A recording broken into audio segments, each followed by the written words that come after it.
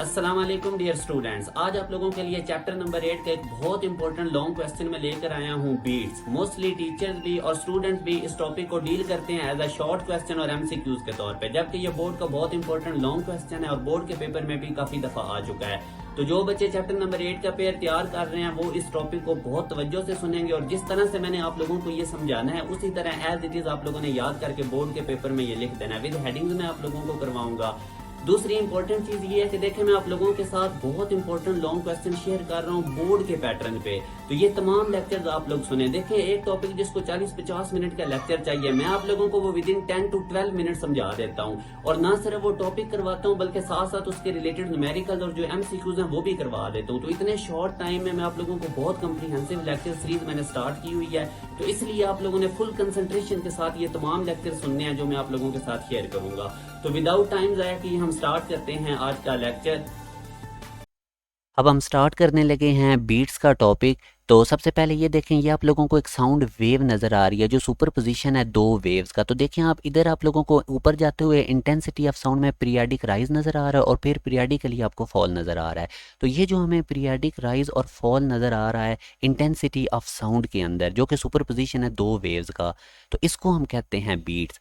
और ये दो ऐसी वेव्स जब आपस में मिलें जो सेम डायरेक्शन में ट्रैवल कर रही हैं और उनमें स्लाइटली सा फ्रिक्वेंसीज का डिफरेंस हो, यानी एग्जैक्टली क्रस्ट पे ट्रफ ना आ रहा हो, तो यही चीज़ अब इंग्लिश में लिख दिया कि राइज और फॉल जो पीरियडिक आता है इंटेंसिटी ऑफ साउंड में उसको बीट्स कहते हैं।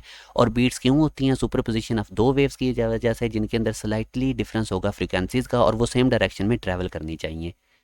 अब मैं थोड़ा सा ये एक्सप्लेन करता हूँ। ट्यूनिंग फोर्क से आप लोग वाकिफ़ हैं। ट्यूनिंग फोर्क को जब स्ट्राइक करवाया जाता है तो इसकी ये दो शाखें हैं जिनको प्रोंग्स भी कहते हैं, तो ये साउंड वेव्स जनरेट करती हैं। वैसे अब साउंड वेव्स कंप्रेशनल वेव्स होती हैं, मगर सिंपलिसिटी के लिए ये मैंने आप लोगों के सामने ट्रांसफ़र वेव्स शो की हैं ताकि आपको आसानी से समझ आए। अब इनके अंदर हमने स्लाइटली फ्रिक्वेंसी का डिफरेंस जनरेट करना है, तो उसके लिए ये जो ऊपर वाला ट्यूनिंग फोर्क है इसकी शाखों के ऊपर हम वैक्स लगा देते हैं। उससे इसकी ये शाखें हैवी हो जाएंगी तो इसकी वाइब्रेशन ऑटोमेटिकली कम हो जाएगी। तो अब फ़र्ज़ करें इसकी फ्रिक्वेंसी 30 हर्ट्ज़ होगी और ये जो नीचे वाला था इसकी 32 हर्ट्ज़ थी, और ये दोनों आप लोग देखें ये वेव जनरेट कर रहे हैं। अब इनमें फ्रिक्वेंसी का चूँकि थोड़ा सा डिफरेंस है तो इसलिए आप लोगों को क्रस्ट के ऊपर एग्जैक्टली क्रस्ट नहीं नज़र आ रहा, थोड़ा सा इनमें डिफरेंस है। तो अब मैं आप लोगों के सामने इस तरह जनरेट करता हूँ। ये जो ए पे आप लोगों को वेव्स नज़र आ रही हैं ये 30 हर्ट्ज़ वाले ट्यूनिंग फोर की हैं, और ये जो बी में आपको वेव्स नज़र आ रही हैं ये 32 हर्ट्ज़ वाले ट्यूनिंग फोर की वेव्स हैं। नीचे आप लोगों की इनकी सुपर पोजिशन नज़र आ रही है। तो देखें पहले क्रस्ट पे क्रस्ट एग्जैक्टली नहीं, मगर ये डॉटेड लाइंस देखें यहाँ पे एग्जैक्टली क्रस्ट पे क्रस्ट आया तो हमारी एक बड़ी वेव नीचे नज़र आ रही है। यहाँ पे मतलब इंटेंसिटी मैक्सिमम साउंड की होगी, लाउड साउंड प्रोड्यूस होगी। फिर आगे चलते चलते इधर देखें अब एग्जैक्टली क्रस्ट के ऊपर ट्रफ आ गया है तो अब हमें फेंट साउंड सुनाई देगी, यानी एक दूसरे के इफेक्ट को कैंसिल कर देंगी। फिर आगे चलते चलते इधर डॉटेड लाइंस भी देखें, यहाँ पे फिर एग्जैक्टली क्रस्ट पे क्रस्ट आ गया तो लाउड साउंड।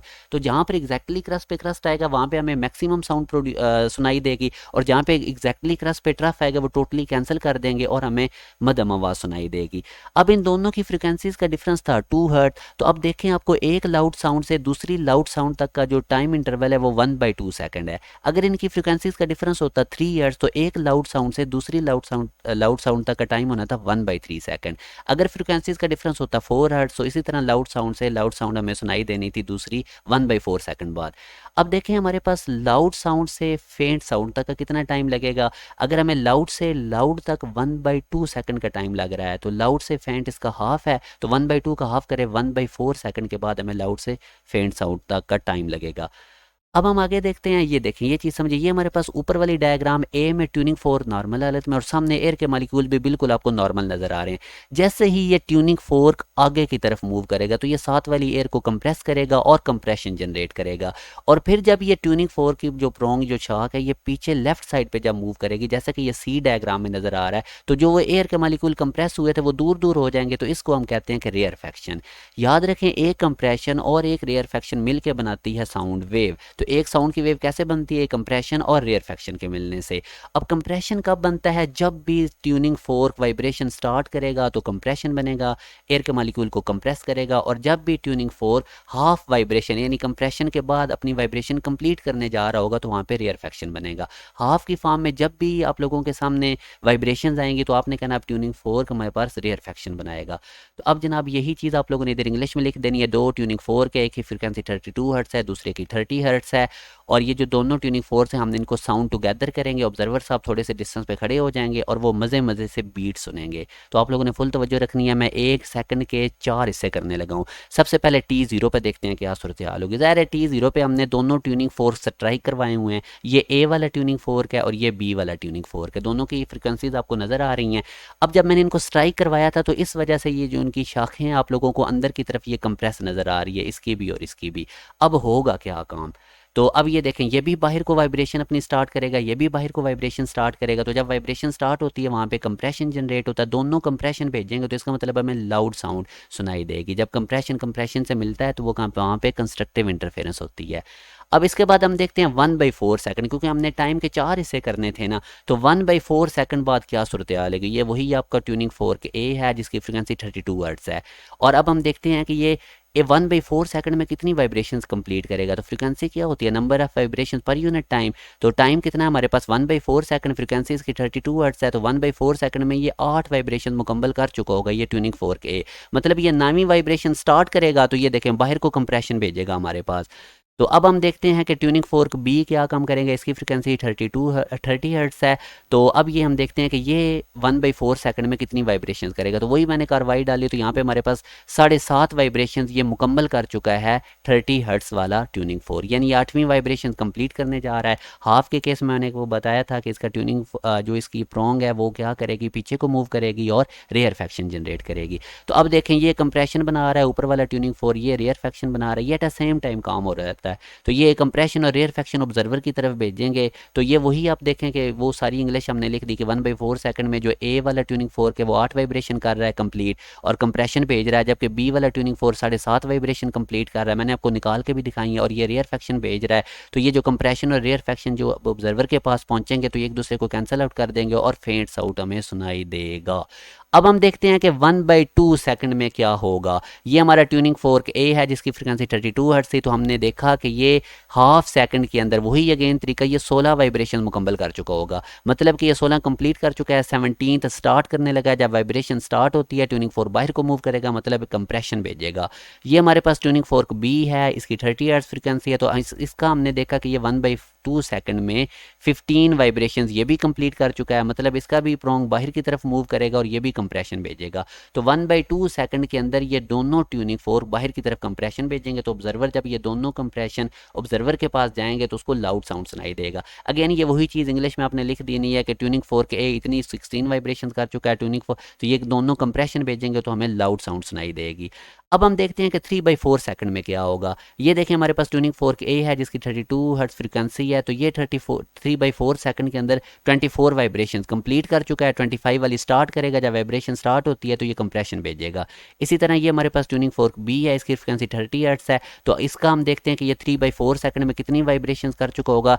ये 22.5 यानी कि ये 22.5 वाइब्रेशन कर चुका होगा और 23 वाली कंप्लीट कर रहा होगा। जब हाफ की फॉर्म में आए तो इसका प्रोंग देखें लेफ्ट साइड पे मूव करेगा और ये रेयर फैक्शन भेजेगा। और ये कंप्रेशन और रेयर फैक्शन जब ऑब्जर्वर के पास जाएंगे तो उसे फेंट साउंड सुनाई देगी, क्योंकि जब भी कंप्रेशन के साथ रेयर फैक्शन मिलता है वहाँ पे डिस्ट्रक्टिव इंटरफेरेंस होती है, एक दूसरे के इफेक्ट को कैंसिल कर देते हैं। यही चीज़ आप लोगों ने ये देखें इंग्लिश में लिख देनी है, तो इसको आप लोगों ने एक दफ़ा पढ़ लेना है। तो अब हम देखते हैं 1 सेकंड में। ज़ाहिर है 1 सेकंड में ये अगर इसकी फ्रिक्वेंसी A की 32 हर्ट्ज है तो ये 32 वाइब्रेशन कंप्लीट कर चुका होगा, मैंने निकाल के भी दिखा दी हैं। और ये 33 वाली कंप्लीट करने की कोशिश करेगा तो ये वाइब्रेशन भेजेगा, वाइब्रेशन स्टार्ट करेगा तो कंप्रेशन भेजेगा आगे की तरफ। इसी तरह ये हमारे पास ट्यूनिंग फोर्क B है। तो ये भी 1 सेकंड में 30 वाइब्रेशन कंप्लीट कर चुका होगा, ये देखें।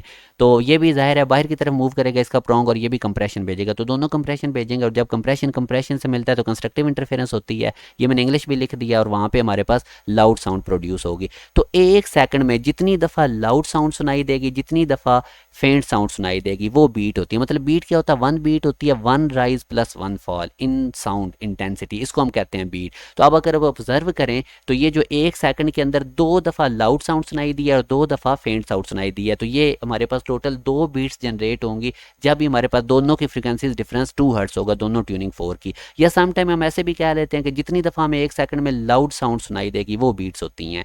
तो अब बीट्स की ये वाली डेफिनेशन आप लोगों ने याद रखनी है कि जो पीरियाडिक अल्टरनेशन आता है साउंड की वेव्स में, कैसे between maximum and minimum loudness. Maximum loudness कब बनती थी, जब कंप्रेशन पे कंप्रेशन आता था। मिनिमम लाउडनेस स्ट्रेस कब बनती थी? जब कंप्रेशन पे रेयरफेक्शन आता था 1 सेकंड के अंदर, और ये किसकी इक्वल होती थी? जितना फ्रीक्वेंसीज का डिफरेंस है उतनी बीट्स प्रोड्यूस होंगी, उतनी दफ़ा आपको लाउड साउंड सुनाई देगी। तो मैं उम्मीद करता हूँ। अच्छा, एक और आप यहाँ पे याद रखें, देखें मैंने यार टाइम के 4 हिस्से किए हैं, 1 सेकंड के 4 हिस्से किए हैं। तो अगर आपने जीरो को काउंट करना है तो फिर आप 1 सेकंड नहीं काउंट करेंगे, अगर आपने जीरो वाला इंटरवल नहीं काउंट करना तो आप फिर 1 सेकंड को काउंट करेंगे। जैसे आप घड़ी में देखें ना, तो जब जीरो से स्टार्ट होती है तो 59 के बाद 60 आप लोगों का नहीं आता, तो या क्योंकि वो जीरो को मिला के 59 तक 60 हो चुका होता है, तो ये चीज़ आपने ख्याल रखना है। अब बीट फ्रीक्वेंसी क्या होती है? जितन नंबर ऑफ बीट्स पर सेकंड उतनी होंगी जितना दो वेव्स की फ्रीक्वेंसीज में डिफरेंस है। तो ये भी अब आपको क्लियर हो चुका होगा। फ़र्ज़ करें कि अगर ए वाले साउंड सोर्स की फ्रीक्वेंसी एफ है या बी वाले की एफ बी है, तो दोनों की फ्रीक्वेंसीज में जितना डिफरेंस आएगा उतनी बीट्स 1 सेकंड में प्रोड्यूस होंगी, उतनी दफ़ा आपको लाउड साउंड 1 सेकंड में सुनाई देगी। ये है बीट फ्रीक्वेंसी। तो अब याद रखें कि अगर हमारे पास ये लिमिट है इसकी, अगर बीट दो फ्रीक्वेंसीज का डिफरेंस 10 हर्ट्ज से ज़्यादा है तो फिर 1 सेकंड के अंदर 10 से ज़्यादा बीट्स हमारा ईयर रिकॉग्नाइज ही नहीं कर सकता, क्योंकि हमारा माइंड इतना तेज़ी से प्रोसेस ही नहीं कर सकता। कोई भी साउंड है उसका जो हमारे पास टाइम इंटरवल 0.1 सेकंड तक वो रिटेन रहती है कान में। तो इसलिए याद रखना है आप लोगों ने कि 10 हर्ट्ज से ज़्यादा का अगर फ्रीक्वेंसी डिफरेंस होगा दो साउंड वेव्स में, तो वो फिर हम रिकॉग्नाइज नहीं कर सकते। बीट्स हो रही होती हैं जनरेट, मगर हम नहीं उनको रिकॉग्नाइज कर रहे होते। तो यूजेज ऑफ बीट्स में देखें, इसकी मदद से अननोन फ्रीक्वेंसियाँ मालूम कर सकते हैं, ट्यूनिंग कर सकते हैं म्यूजिकल इंस्ट्रूमेंट की। ट्यूनिंग ऑफ म्यूजिकल इंस्ट्रूमेंट्स का मतलब ये होता है कि हमें जिन एक सोर्स ऑफ साउंड की फ्रीक्वेंसी पता होती है दूसरे की नहीं पता होती, तो हम दोनों को इकट्ठा वाइब्रेट करवाते हैं, इकट्ठा उनको स्टार्ट करते हैं। तो जैसे कि ये आपको डायग्राम में भी नज़र आ रहा है। तो अब मैं थोड़ी सी आपको इसकी डिटेल बताता हूँ। आप लोगों ने अक्सर गिटार वगैरह में देखा होगा कि वो वायर जो होती हैं कभी उनको लूज़ कर रहे होते हैं, कभी टाइट कर रहे होते हैं, तो वो बेसिकली जो बीट्स हैं वो ख़त्म कर रहे होते हैं ऐसा करने से। तो सबसे पहले अब आप लोगों ने क्या काम करना है, जो अननोन फ्रीक्वेंसी वाले एक इंस्ट्रूमेंट है और दूसरे की फ्रीक्वेंसी पता, दोनों को इकट्ठा साउंड करवाएं। फिर जाहिर है कि उनके अंदर बीट्स जनरेट होंगी और वो बीट्स उतनी ही जनरेट होंगी जितना उन दोनों की फ्रीक्वेंसीज का डिफरेंस है। तो अब जिसकी आप लोगों को, जिसको आपने ट्यून करना है, जिसकी आपको फ्रीक्वेंसी का नहीं पता, जिस म्यूजिकल इंस्ट्रूमेंट की नॉब की मदद से उसकी फ्रीक्वेंसी एडजस्ट करें, तब तक करते रहें जब तक बीट्स खत्म हो जाएं। जब बीट्स खत्म हो गई तो इसका मतलब इसकी फ्रीक्वेंसी मैच कर चुकी है पहले वाले म्यूजिकल इंस्ट्रूमेंट से जिसकी फ्रीक्वेंसी आपको पता थी। तो यूं अब आपको अननोन की फ्रीक्वेंसी भी पता चल गई, और हम कहते हैं कि जिसकी फ्रीक्वेंसी हमें नहीं पता थी वो ट्यून हो चुका है। तो ट्यूनिंग यही होता है कि आप बीट्स खत्म कर रहे होते हैं। तो होपफुली इसको जरा आप लोगों ने पढ़ लेना है, आपको टोटली क्लियर हो जाएगा। मैंने बहुत आसान करके लिख दिया है। तो अब लास्ट में मैं आप लोगों को एग्जांपल्स करवा देता हूँ। देखें हमारे पास एक ट्यूनिंग फोर्क ए है और एक बी है, तो दोनों कितनी बीट्स प्रोड्यूस कर रहे हैं? 4 बीट्स पर सेकंड। फिर हम क्या काम करते हैं, जो बी वाला ट्यूनिंग फोर्क है उस पर वैक्स लगा देते हैं। तो ज़ाहिर है जब हम वैक्स लगाएंगे तो इसकी ज़रा फ्रीक्वेंसी कम हो जाएगी और बीट्स फ्रीक्वेंसी इंक्रीज़ हो जाएगी, 4 से लेके 6 हो गई हैं। ए की फ्रीक्वेंसी वो कहता है 320 हर्ट्स है, तो आप लोगों ने बी की फ्रीक्वेंसी निकालनी है जब उसको लोड कर दिया था उस वक्त। तो मैंने ये रेड में आप लोगों को रेड कलर में इंपॉर्टेंट इन्फॉर्मेशन हाईलाइट किया बड़े तवज्जो से। सबसे पहले डाटा बनाना होता है, नंबर ऑफ बीट्स कितनी थी लोडिंग से पहले, बी के ऊपर वैक्स लगाने से पहले 4, और जब हमने बी पे वैक्स लगा दी तो फिर हमारे पास बीट्स कितनी प्रोड्यूस हो रही हैं पर सेकंड? 6। फ्रीक्वेंसी ए ट्यूनिंग फोर्क की एफ ए है, और हमने फाइंड आउट क्या करना है, frequency of tuning fork B wax लगाने के बाद। सोल्यूशन में अब आप देखें हमारे पास ये फार्मूला होता है कि दोनों की ट्यूनिंग फोर्क की फ्रीक्वेंसी का जो डिफरेंस है वो प्लस माइनस एन, यानी कि उतना हमारे पास बीट्स पैदा होंगी। तो अभी आप देखें ए की हमारे पास कितनी थी फ्रीक्वेंसी 320 हर्ट्ज, बी की हमें नहीं पता, और ये किसकी इक्वल आएंगी 4। तो अब आपने यहाँ से बी ट्यूनिंग फोर्क की फ्रीक्वेंसी निकाल लेनी है। तो ये देखें यहाँ से अब ये 320 के अंदर +4 करेंगे तो 324, अभी आपको ये प्लस माइनस की समझ आ जाएगी, और 320 में से -4 करेंगे तो 316। देखें अब याद करें आप लोग, हमारे पास जो ट्यूनिंग फोर्क ए बी की अगर हम फ्रीक्वेंसी लेते हैं 324 हर्ट्ज, क्योंकि देखें हमारे पास दो पॉसिबिलिटीज़ आ रही हैं, या हम 324 हर्ट्ज फ्रीक्वेंसी लेंगे या 316 बी की। अगर मान लें मैं 324 हर्ट्ज इमेजिन करता हूँ बी की फ्रीक्वेंसी, ए ट्यूनिंग फोर्क की कितनी थी 320, अब इन दोनों का डिफरेंस कितना आ रहा है 4 हर्ट्ज का। तो अभी देखें हमारे पास नंबर ऑफ बीट्स पर सेकंड बिफोर वैक्स कितनी थी 4, जब हमने बी के ऊपर वैक्स लगा दी तो हमारे पास बीट फ्रीक्वेंसी 4 से 6 इंक्रीज हुई है। तो अब देखें अगर मैं बी के ऊपर वैक्स लगाता हूँ तो इसकी फ्रीक्वेंसी ज़ाहिर है कम होनी है, क्योंकि वो इसकी जो शाखें हैं वो हैवी हो जाएंगी। तो अब ये जब कम होगी तो ये 323 322 इस तरह कम होगी। तो बीट फ्रीक्वेंसी देखें ना, दो फ्रीक्वेंसीज का डिफरेंस, जब मैं इसका ए वाले के साथ डिफरेंस लूँगा तो ये तो बीट फ्रीक्वेंसी कम होने लग जाएगी। तो जबकि हमारे केस में तो हमारे पास बीट फ्रीक्वेंसी 4 से 6 हुई है, तो इसका मतलब ये 324 इसकी नहीं हो सकती।